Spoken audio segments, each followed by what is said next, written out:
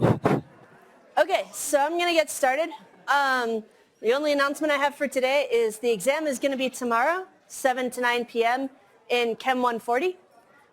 So I'll see you guys there. What's fair game for the exam is up through page 7 in the chapter 9 notes. So picking out which of the 4 reactions, guys, is fair game for us, but any of the other reactions in the chapter, so like organometallics or carbene stuff, we will not cover until after exam 3. Okay, so today we're going to cover the remaining 3 reactions in this chapter and then put it all together with how to figure out which one's going to happen. Those of you who went to the exam review session got sort of a fast-forwarded version of this. I'm going to go a little bit fast, but we should still hit all the stuff that's fair game for the exam. Okay, so we covered SN2. E2 is an elimination reaction. This is bimolecular.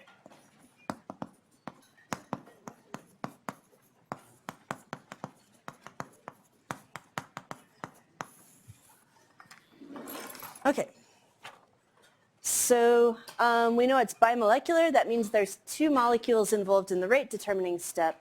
So it's not too surprising that both the alkyl halide and the base nucleophile are involved at the same time. All right, so the mechanism for this one is going to look like you have your leaving group on the alpha carbon, you have an H on the beta carbon, and some other stuff attached. Doesn't matter too much what that is. So this is a concerted mechanism where the base comes in, pulls off the H, at the same time that the electrons from the CH bond break, kick down to make the alkene, and the leaving group gets kicked out. So it's all a one-step mechanism, which means there's only this one step is the rate determining step, which means both molecules, the base and the alkyl halide, are involved there. Okay, so right in one go, you end up just going to this plus whatever the base is now connected to the hydrogen, plus your halogen leaving group. Most of the time, we only bother showing the alkene as the product, though. Okay, so a few details about this reaction. R group versus rate doesn't matter as much as it does for SN2.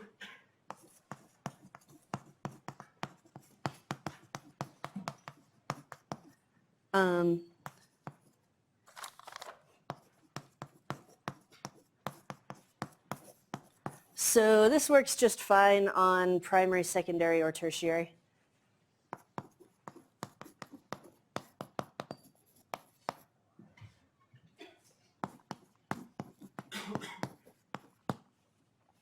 Okay, so long as there's a beta hydrogen, which we'll look at some limitations there.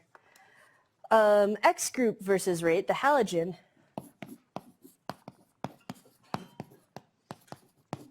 is actually exactly the same as it is for SN2. Iodine's the best, fluorine's the worst.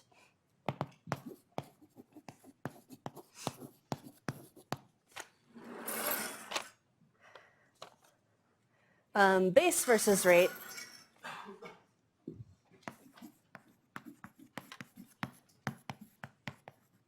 We're not going to look at too much, but the more it wants to form an attachment to an H, the faster the reaction goes. So higher pKa is faster rate, but this doesn't really affect the outcome.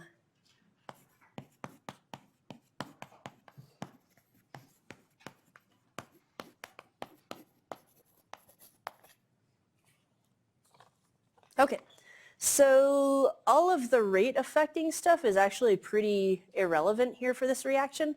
What does matter a lot is geometry, so stereochemistry, and also regiochemistry are both very important for this reaction. Okay, so let's do stereochem first.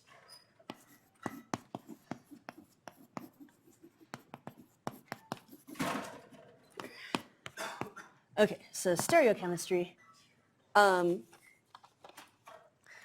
All right, so this is a concerted one-step reaction, just like SN2. And we know that for SN2 we have to get the orbitals lined up right for things to like overlap and everything to click together the right way at the right time. Same thing here. For all the orbitals to sort of transfer electrons from one to the next to the next to the next in this step, everything has to be in the same plane.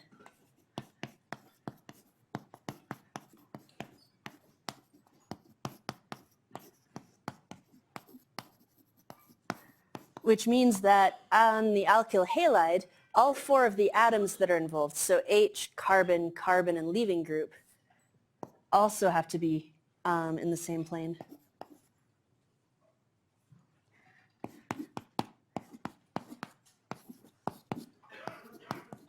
And specifically, they are going to be best at this if they are in the same plane, but the H and the X are pointing opposite directions, so they're 180 degrees apart.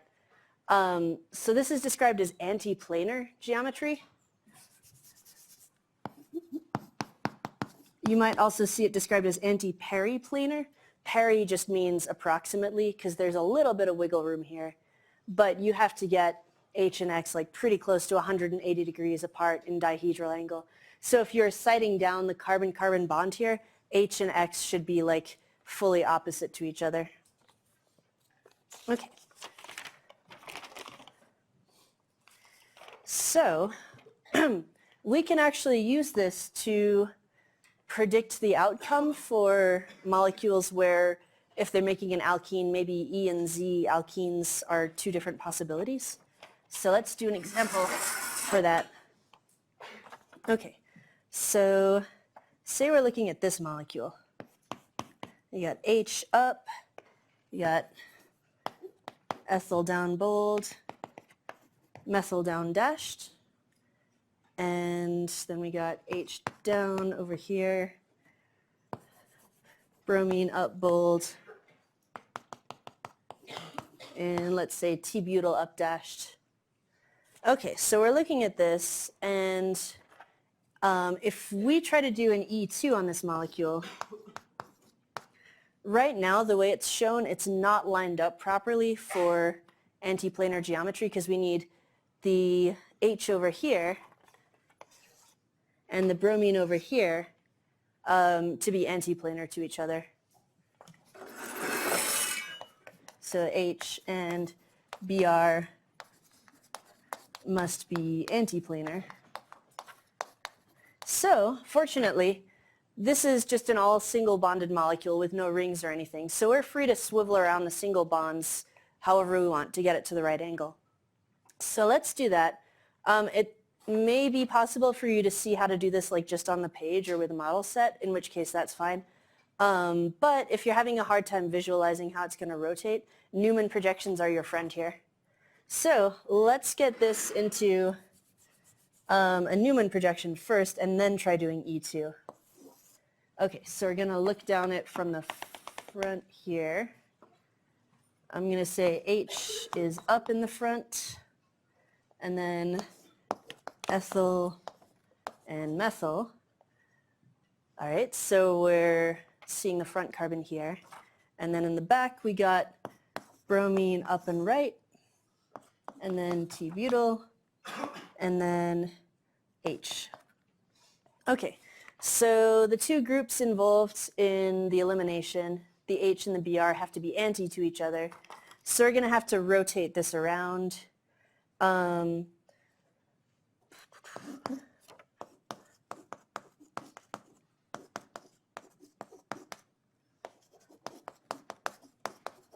All right, in the notes I sort of rotated both carbons just to make it easier to see what's going to happen in the next step. So I'm going to pivot the front carbon around like 90 degrees clockwise. Methyl, ethyl.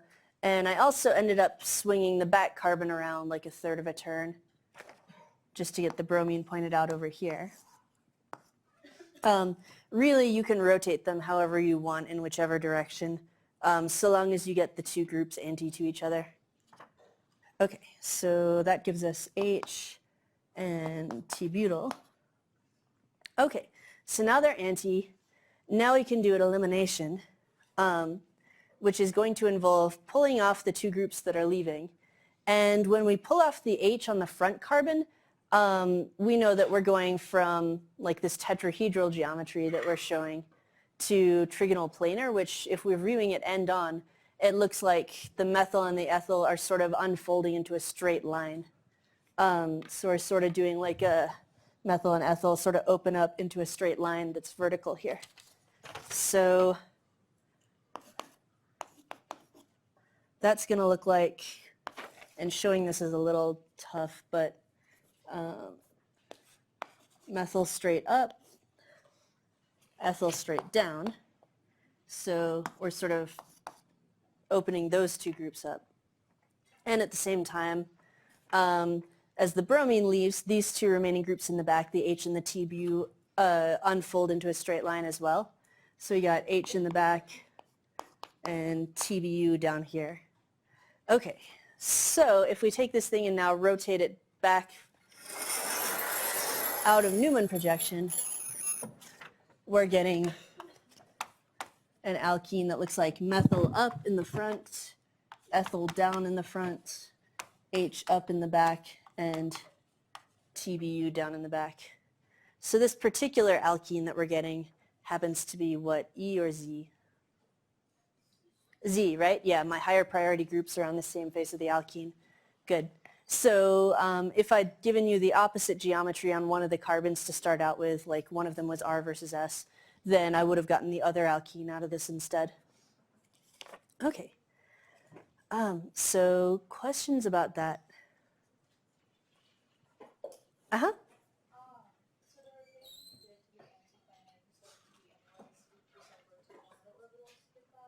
Yeah, so you can rotate one or both carbons, just you got to get the H and the Br like pointing opposite directions. And then depending on how you rotate it, like turning it back into the flat projection might be a little bit trickier to visualize it. But so long as you can like build a model kit of like something that looks like this when viewed end on, you should be good.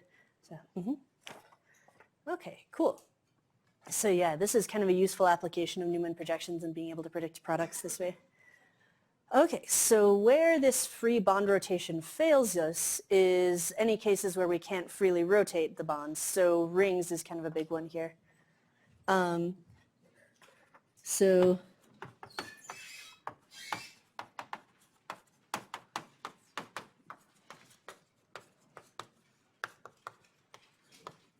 So rings might not be able to get H and X antiplanar.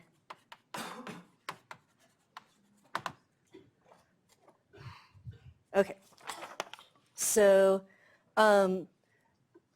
if we're trying to get antiplanar stuff on a ring, that basically means that H and X both have to be axial, like one up axial, one down axial. On adjacent carbons, of course, because it's got to be the beta H.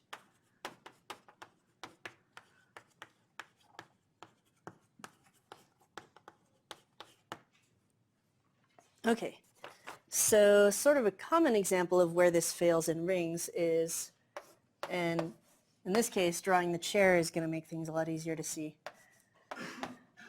All right, so if we've got a molecule like this, where we've got the chlorine up axial, so far so good, but we need to make sure that we have an H that's down axial on the next carbon over for E2 to work. So if we have it set up this way, and we have like whatever else is going on there. Okay, so this is a good setup where E2 would work okay. H and Cl are antiplanar to each other. And so now if we try doing an E2, this is going to work just fine.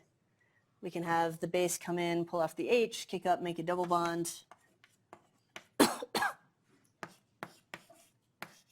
And that puts us at alkene there. And like that. Just sort of a side note, notice that because I made a double bond here as part of the ring, any R groups attached to that carbon, or to the double bonded carbons, are neither axial nor equatorial anymore. They're sort of midway in between just because we don't have tetrahedral geometry going on there anymore. Okay, so here E2 works just fine. But if I look at a slight variation of this molecule where I don't have any H's in a good position for doing this, that's going to block E2 entirely. So Cl is up axial, so far so good. But what if I make these two groups be ethyl groups, sort of hanging down under the ring, and I put the H's into up equatorial? In this case, there's no good way for H and Cl to get antiplanar to each other, because even if we did a ring flip from here, then chlorine would become equatorial and it's still not going to be up axial. So in this case, E2 would give us no reaction. Okay, so questions about that? Yeah? Mm-hmm. So you can just move it slightly to the left or from equatorial to just like straight down because the double bond pushes it? Yeah, so it's sort of like what we did up here with the Newman projection. When E2 actually happens, everything sort of floats out into a flat plane because your carbon is changing from tetrahedral to trigonal planar. And the same thing here, once the double bond's formed, then this group is sort of going to drift a little bit out of position and become like midway in between axial and equatorial.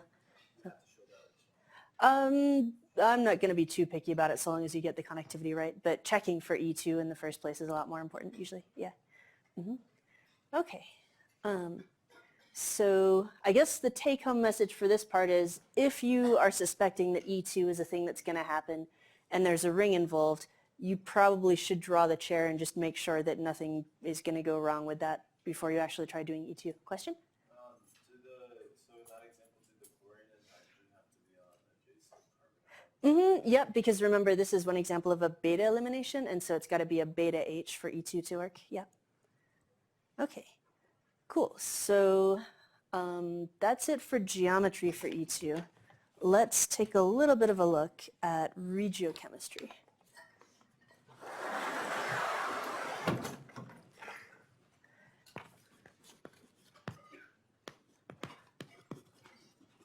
Okay, so remember that just like we saw from Markovnikov versus anti-Markovnikov, regiochemistry kind of covers what actually reacts where, like which region of the molecule is doing the chemistry.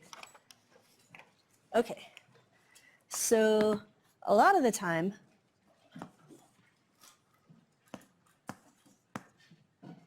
we're going to have multiple choices for beta H's.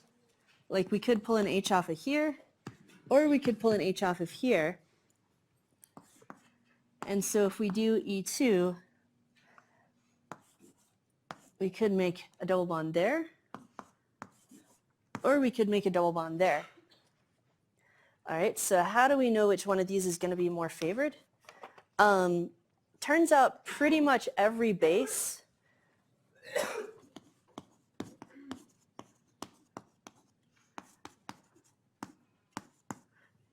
is going to favor the more substituted alkene product.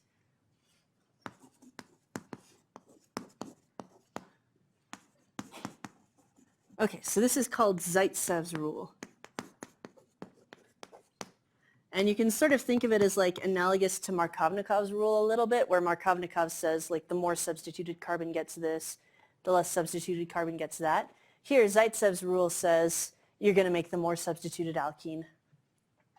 Okay, so most of the time, this is going to be the major product, and you're going to get a little bit of this minor product, kind of like with Markovnikov, where you got the Markovnikov product as the major, but you still got a little bit of the other one as the minor. Okay, so most bases are going to do this. The only exception is things that are bulky, but still strong bases.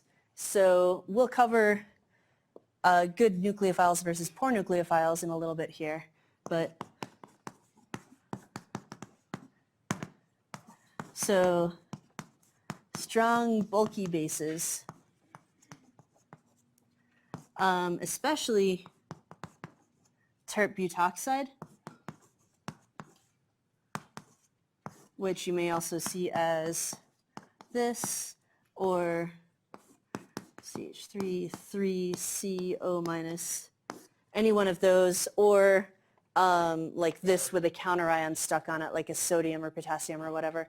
This thing is sterically hindered enough that it actually has a hard time getting in at the H that is sort of more substituted. It's a lot easier for it just sort of reach the more accessible H's here, just due to steric crowding. So these ones actually prefer going anti-Zaitsev.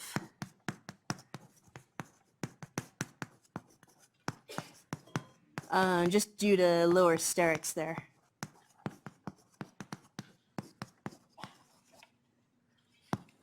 Okay, so this is not like a great product ratio. A lot of the time it's maybe like 2 or 3 to 1 in either direction. So you're still going to get a ton of the minor product, but you can at least tip the balance in favor of whichever one you're going for.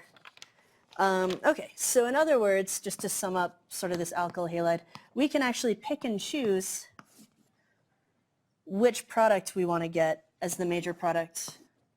If we're only showing the major one for each reaction, we could write this as, like here, it would use terp butoxide to make the anti-Zaitsev products.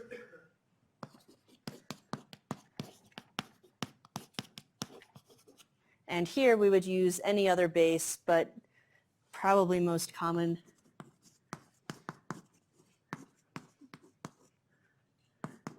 is like just some generic RO minus that's not terp butoxide. And that'll give us the Zaitsev product. Okay, so we have a little bit of control over picking which one we want to make, depending on what we're going for here. Question? Up there after the terp butoxide, does that say CH5? Oh, sorry, that's a 3. I just got the chalk caught on itself, yeah. Okay.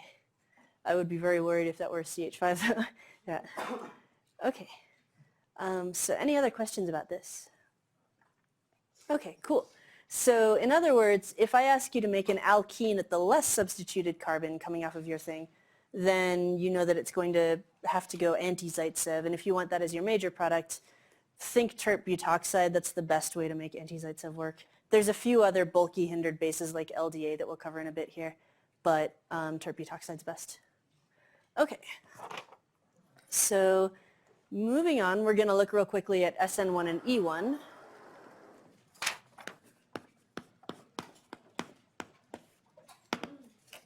And these get covered in the same section because they actually start out with the same step. And a lot of the time, they're occurring together as a mixture. Okay, so these are both unimolecular. That description's a little bit vague, but it turns out the one molecule that's involved at the rate determining step is the alkyl halide itself. So only Rx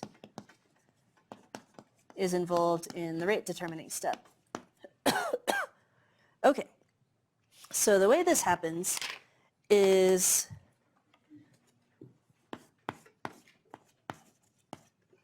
your alkyl halide, here let's do SN1 first. Your alkyl halide actually drops off on its own, detaches here first, and then you get a carbocation. And then whatever your nucleophile is eventually moseys along and sticks onto there and gives you the substituted product that way. All right, so the rate determining step is actually making the carbocation. So this is the slowest step because we know that carbocations are fairly unstable and high energy. Even if they're, good carbocations, it's still taking a lot of energy to make this happen. So this is the slow step that depends only on the alkyl halide doing something. Once you get here, it doesn't really matter how good or how involved the nucleophile is. It's still going to be faster and easier than the first part of this reaction. Okay, so that's SN1. E1 starts out exactly the same way. Bromine drops off, and that's our rate determining step. Gives us a carbocation. Here, though, instead of having a nucleophile bond onto the carbon, we know we have to pull off a beta H. So here we're going to draw in an H on the next carbon over. Our base is going to come, pluck that off, kick down, and give us an alkene there. All right, so a couple of things here. One is that note that all the arrow pushing is actually the same arrows for SN1 as for SN2. The difference is SN2, it happened all in a single step, like everything was concerted and going on at once. You had one arrow for the leaving group getting out of there and one arrow for the nucleophile coming in. Only difference is SN1, it happens in multiple consecutive steps instead. Same thing for the difference between E2 and E1. It's all the same arrows, but E2, it happens all in one go. E1, it happens a little bit at a time. But it turns out all the differences between SN1, E1 versus SN2 and E2 just comes down to the fact that this is split into multiple steps, because in the meantime, when you're at the midway point for these reactions, you're making a carbocation, and so that changes everything. The carbocation's characteristics are going to really make a lot of differences between this and the first two reactions we covered. So for one thing, our groups, our carbocations are happier the more R groups they have attached to them. So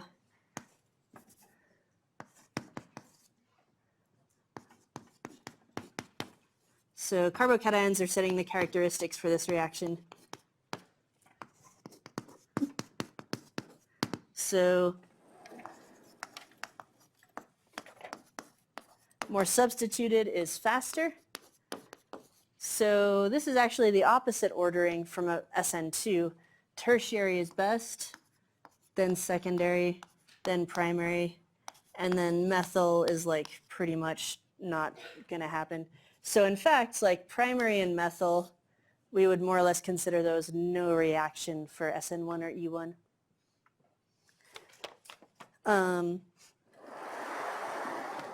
The X group is still involved in the rate determining step, though it has to leave at the slowest step of the reaction. So that part is actually the same as it was for SN2 or E2.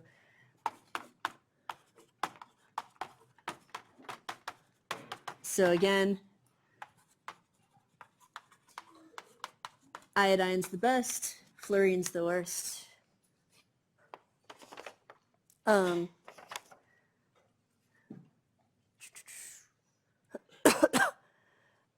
Okay, so then, so the base nucleophile doesn't affect the rate at all.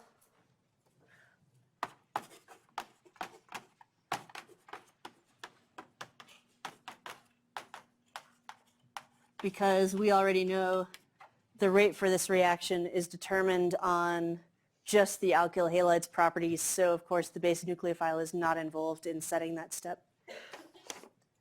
Okay, so a few other things to look at here. Solvent versus rate. This one actually works best in protic solvents.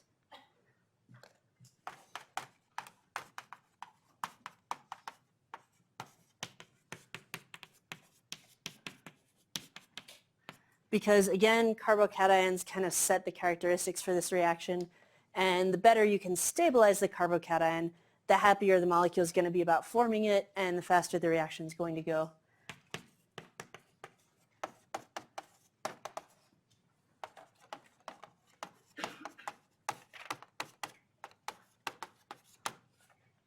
Okay, so this is kind of the opposite trend from what we saw in SN2, which went faster in aprotic solvents. In fact, so SN1 and E1, the solvent can actually act as a base nucleophile itself.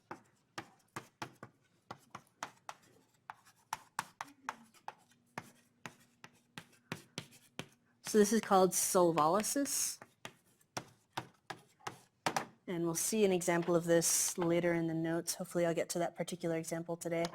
But it turns out that even without like a negatively charged base or nucleophile, you can actually use just a solvent like methanol, for example, to do SN1 or E1. Okay, question? Mm-hmm. Yeah, so solvolysis is, well, actually, No, so I guess when we get to the grid of like predicting reaction outcomes, you can use, so all the solvents that we're going to see are weak base poor nucleophiles, and it turns out those can do SN2 actually on an alkyl halide that's unsubstituted enough. So we'll get to that in a little bit. Okay, so solvent actually affects the rate to the point where you can actually use the solvent to do the reaction itself if there's nothing better around. But that's only like, this is a pretty weak nucleophile and base, so this is only if there's nothing more reactive for it to react with the alkyl halide. Okay, so I'm going to skip SN1 versus stereochemistry because it's not super important, but regiochemistry is worth covering real quick.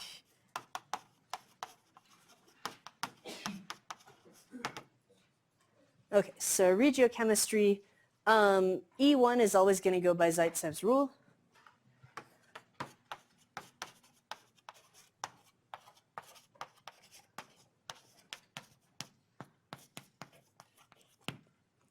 But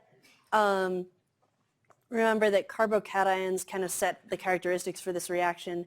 And what do we know carbocations are going to do if they're not as stable as they'd like to be? Rearrange, right? So check for carbocation rearrangements.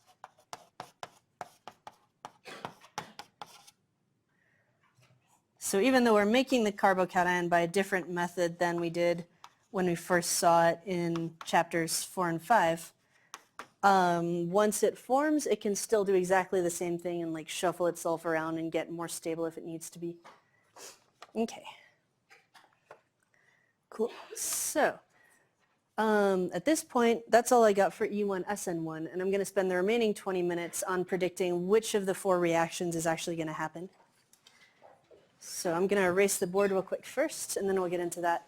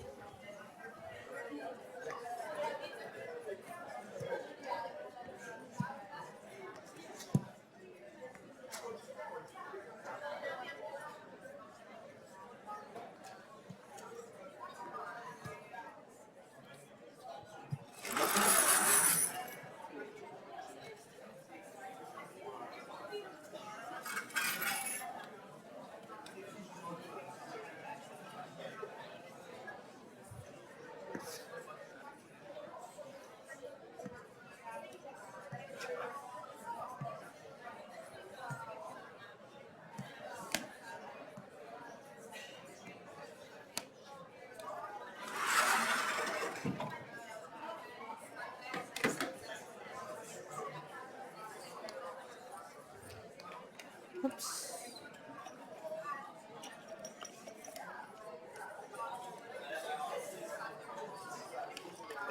Okay.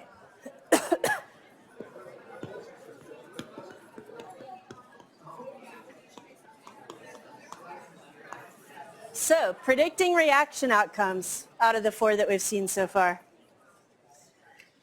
So there's sort of a stepwise thing that we can go through here and figure it out sort of predictably. So the first thing that we want to do, we know that if there's an acid-base reaction between the base and anything else, that might completely change what our base is. So we got to check for that first. So check for acid-base reaction between the base nucleophile and anything protic that's around.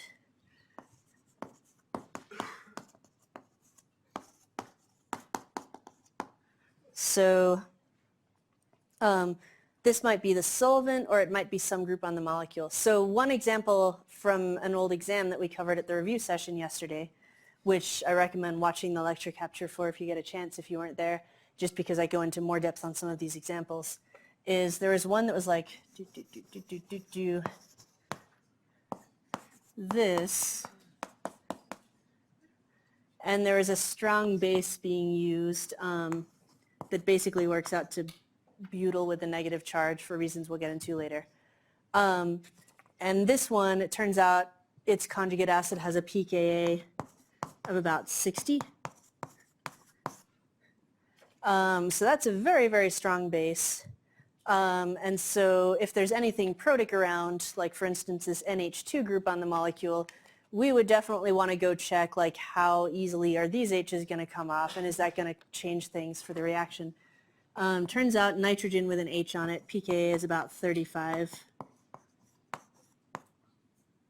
So yeah, actually in this case, acid-base reactions are favored. If you want to check that, you can actually draw out the acid-base reaction as like an equilibrium thing, sort of like we did on the first exam, and check like, okay, are products or reactants more favored? And if products are favored, then that's going to change the way things look, because now what's actually going to happen is butyl anion is going to go, erase that arrow, pull an H off of the nitrogen and give us this instead, which definitely changes the outcome of how things are going to go. So in other words, just if you've got a strong base especially, check if there's anything that has a proton on it that has a lower pKa than what your base has. Okay, so that's kind of a quick pre-check. Once we've got that cleared, now we can start categorizing the molecules that are involved. So second up, we want to look at our substrate, our alkyl halide.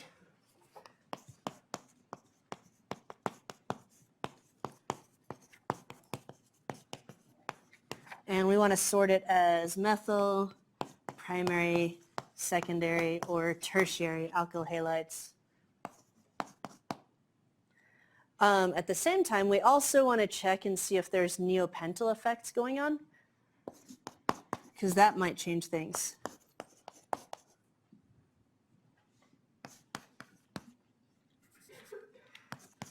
So a quaternary beta carbon.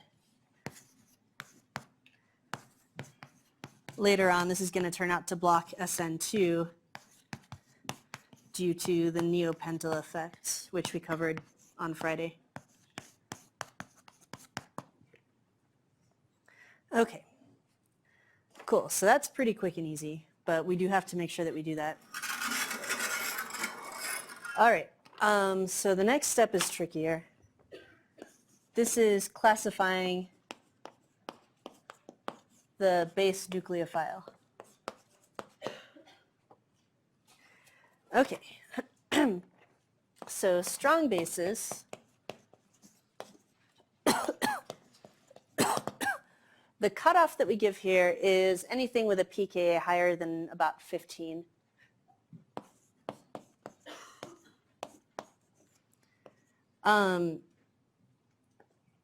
Really, it should be 15.7 because that's the pKa of actual water. But it turns out one of the alcohols, methanol, is actually just a smidge below that. And so we sort of blur the lines a little bit just to squeak it into the strong base category along with the other ROHs. Okay.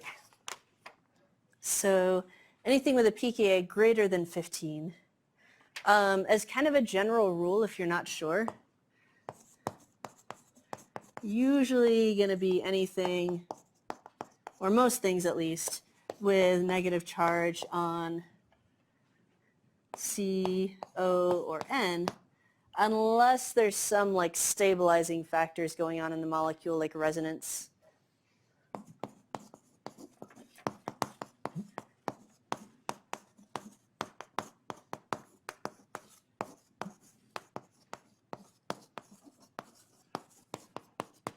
Or by other things like orbital effect or stuff like that. Okay, so if we have a strong base, then we're going to assume it's a good nucleophile unless it's got a whole lot of sterics going on.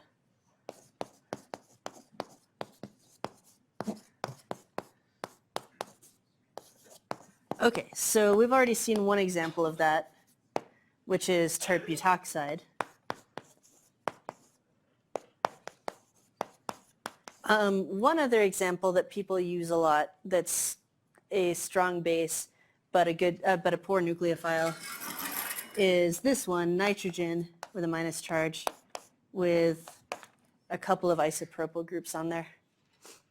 All right, so in other words, something where you've either got a tertiary carbon attached to it or a couple of secondary carbons is bulky enough that it'll stop some particular reactions from happening under some circumstances.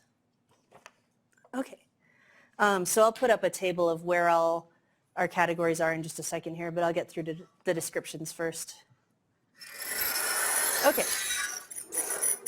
All right, so that's our strong bases. Our weak bases are anything under 15.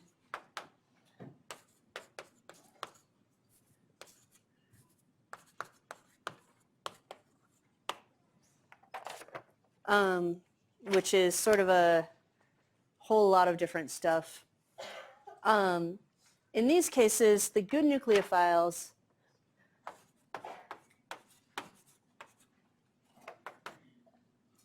are going to be the larger atoms.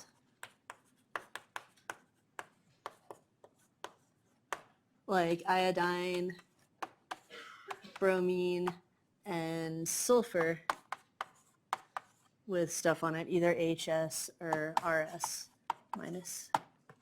And they're also things that are sort of edging towards the stronger end of the weak base category.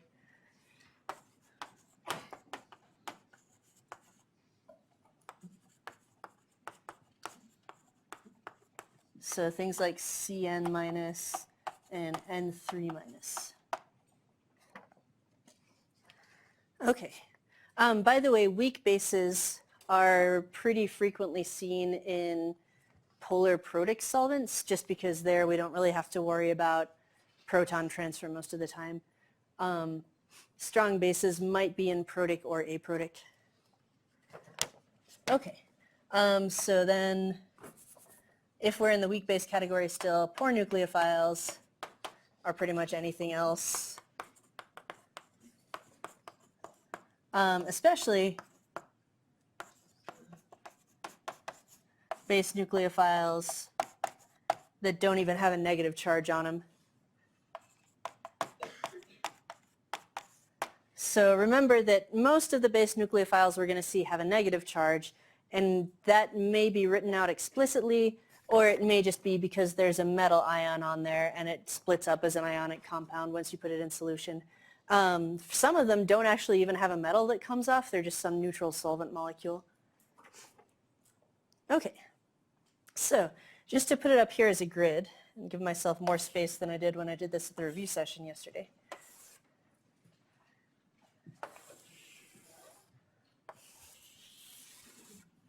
Okay, so strong bases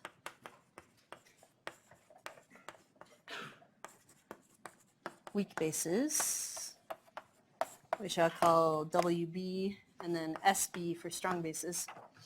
And then good nucleophiles,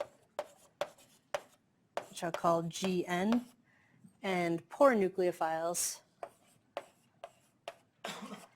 which I'll call PN. Okay, so strong bases, some examples are HO minus, RO minus, R C triple bond C minus, and then I didn't put this in the notes, but like anything with a minus charge on N, if it's just a deprotonated amine. And then poor nucleophiles are things like tert butoxide and that nitrogen up there. Okay, and weak bases are like I minus, Br minus, HS minus, CN minus N3 minus. And then weak base poor nucleophiles are Cl minus, F minus, H2O, ROH, and carboxylic acids. Okay, so I'm going to take a minute and erase the other side of the board.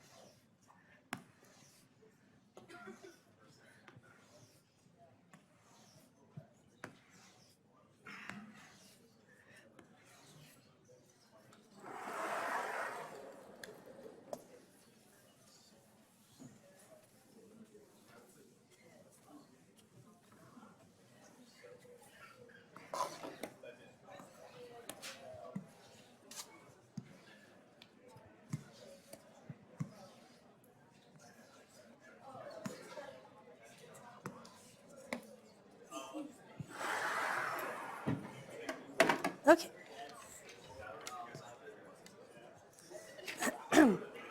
So, once we've got everything figured out as far as categories, in the last couple minutes here, we're going to pick a mechanism.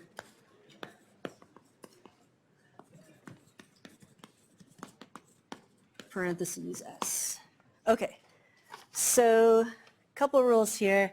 Strong bases must do E2SN2 only because, and I cannot stress this enough, carbocations cannot exist in the presence of a strong base. So carbocations cannot exist around strong bases. So that limits us right off the bat to only two possibilities. Out of these two, it's going to do SN2 if sterics are not too bad, which we'll cover where the cutoffs are for that in a second.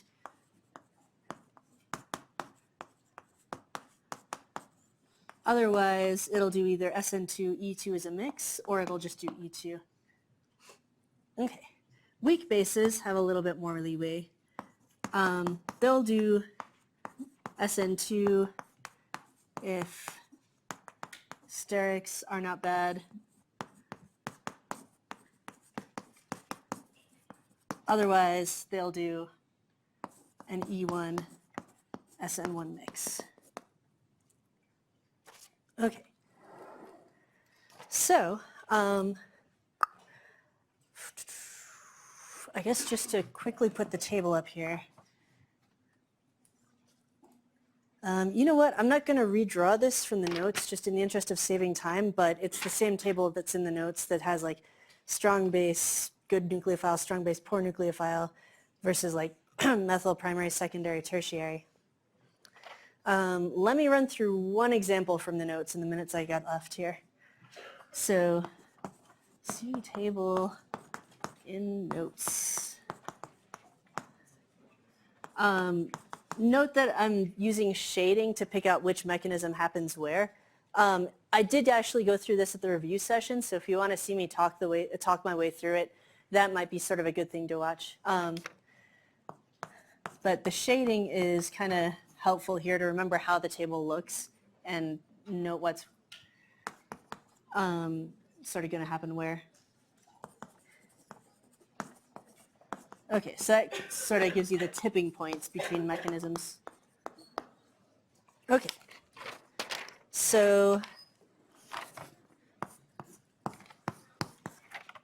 sort of a quick example here. Bromine and NaOH and H2O. Okay, so we've got our alkyl halide here. This is a secondary alkyl halide. We've got NaOH, which if you remember, any metal we can drop off with a positive charge because it's ionically on there, which gives us OH minus as our base. This is a strong base, good nucleophile. Okay, so this combination of factors, so secondary alkyl halide, strong base, good nucleophile, check the table, and that puts us at an SN2E2 mix. So we would have to show a combination of products here. This one, if we do SN2, gives us an OH coming off of there, plus E2 would give us an elimination happening on there. Okay. So unfortunately, I don't have enough time to do more examples, but if you want to watch the lecture capture for yesterday's review, or if you want to work through some of these in the notes, or there's a whole lot of them in the exam archives to practice working through,